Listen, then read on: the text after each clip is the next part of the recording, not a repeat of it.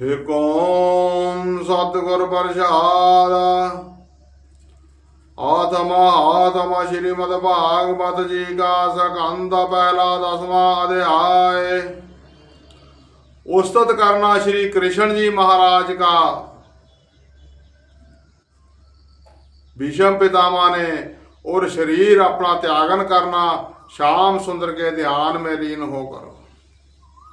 सूत जी ने सनकादिक ऋषियों से कहा कि भीष्म पितामह ने ये सब जो है ज्ञान पांडवों और द्रौपदी आदि से कहकर ध्यान चतुर्भुज रूप परमेश्वर का अपने हृदय में रख लिया।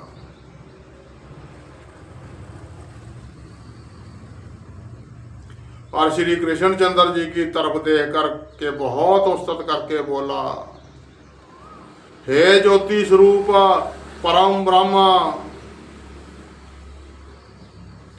आप केवल अपने भक्तों की इच्छा पूर्ण करने वास्ते अवतार धारण करते हैं। इस वास्ते आप दया की राह मेरे सामने बैठे हैं। उसी तरह कृपा करके बैठे रहो जिससे प्राण छोड़ने समय ध्यान तुम्हारे चरणों का मेरे हृदय में बना रहे। आपकी माया से जगत उत्पन्न होकर नाश हो जाता है, आप उनसे कुछ प्रयोजन नहीं रखते, केवल पृथ्वी के भार उतारने वास्ते दुष्टों और अधर्मियों के मारने वास्ते अवतार लेते हैं। और तुम्हारे अवतार लेने का ये कारण है कि जिससे संसारी लोग ध्यान आपकी सांवली सूरत मोहनी मूर्त का करे, सो सब गुणों से भरी है, अपने हृदय में रखे, पापों से छूट कर पाप सागर पार उतर जावे। और तुम्हारी दया और कृपा अपने भक्तों पर इतनी है कि वास्ते रक्षा करने प्राण अर्जन अपने भगत के उसके सारथी होकर आप आगे बैठे और अर्जुन को अपने पीछे बैठा लिया। जिस समय में चौथे बाण अर्जुन पर चलते थे, जिस समय में चौथे बाण अर्जुन पर चलते थे, उस समय काल भी उन बाणों से के सामने होता तो भाग जाता। सो आपने अर्जुन की रक्षा करके उन तीरों से बचाया और उन बाणों का घाव अपने अंग पर उठाया। सो मेरे बाणों के घाव से तुम्हारी श्यामली मूर्त पर रक्त की छींटे मूंगे के समान ऐसी शोभायमान दिखलाई देती थी, जिसकी शोभा वर्णन नहीं हो सकती। और आप अर्जुन को विश्वास से धीरज देते जाते थे, जिससे उसका पराक्रम कम ना हो। आपके चंद्रमुख पर टेढ़े टेढ़े घूंघर वाले बाल कैसे सुंदर मालूम देते थे, जैसे काले काले भोरे कमल के फूल का रस चूसते हैं। और तुम्हारे मुखारविंद पर धूड़ जा बुड़कर पड़ने से और पसीना होने से ऐसा मालूम होता था जैसे फूलों पर उसकी बूंद रहती है। और वो पसीना तुम अपने पीतांबर से पोंछकर दाहिने हाथ में कोटड़ा और बाएं हाथ में रास ओढ़े।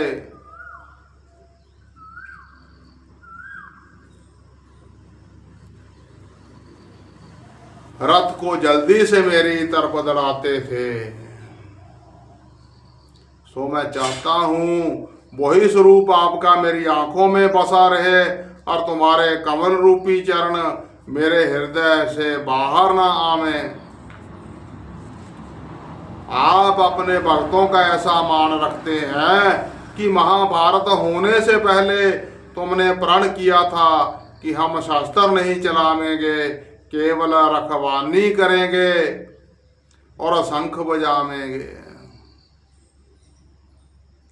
आपने ये प्रण किया था कि आप केवल रथवानी करेंगे और शंख बजावेंगे, और हमने प्रतिज्ञा की थी, जो मैं भीष्म पितामह हूं, कि आपको लड़ाई में व्याकुल करके तुम्हारा प्राण छुड़ाकर तुमसे अस्त्र धराऊं। सो तुमने भगत पक्ष की राह से विचारा कि मेरा प्राण छूट जाए तो संदेह नहीं, पर मेरे भगत की प्रतिज्ञा ना छूटे।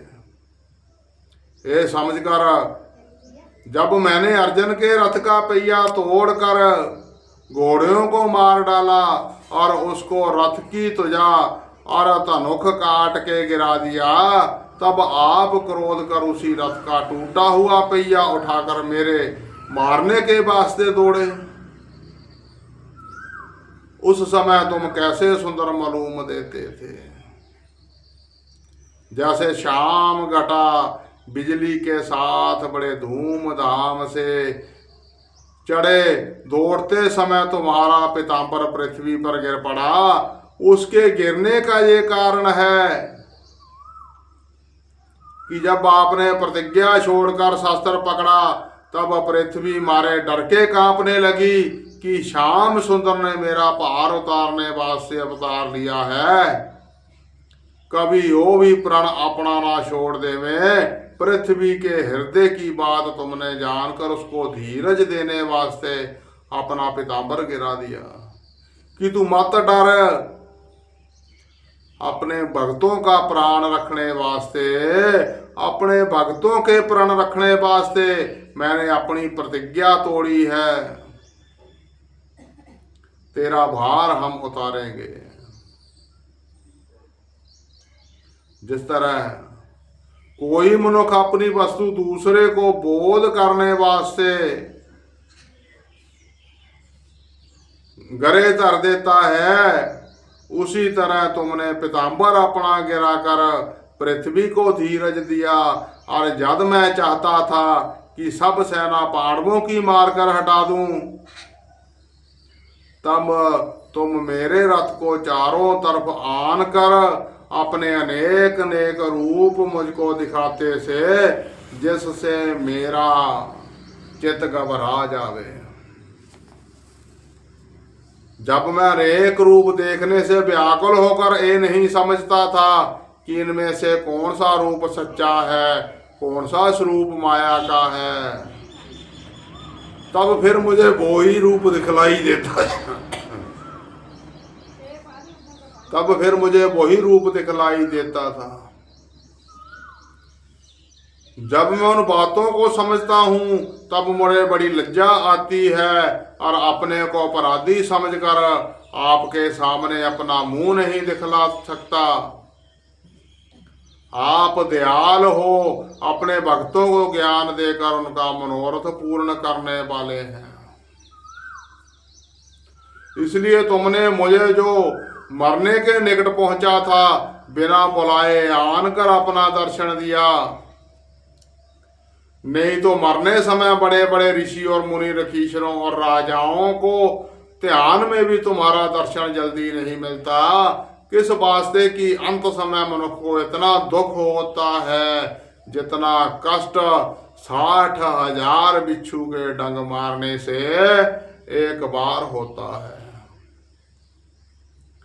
इसलिए उस समय पीड़ा से मनुष्य अचेत होकर उसका चित्त टिकाई नहीं रहता। उस समय तुम्हारी कृपा होने से जिसका ज्ञान बना रहता है, वो आदमी तुम्हारे चरणों का ध्यान हृदय में रखकर भवसागर पार उतर जाता है। इसलिए मैं तुमसे यही चाहता हूं कि ये स्वरूप आपका मेरी आंखों के भीतर बसकर तुम्हारे चरणों में मेरा मन लगा रहे। ये उस्तत करके भीष्म पितामह ने ध्यान ज्योति स्वरूप के हृदय में धार के श्याम सुंदर और रखीश्वर और मुनीश्वरों को दंडोत करके अपनी आंखें बंद कर ली और साथ योग अभ्यास के तन अपना छोड़कर वैकुंठ को गए। और वैकुंठ में वास पाया। उस समय देवताओं ने आकाश से उन पर फूलों की बरखा करी। ओ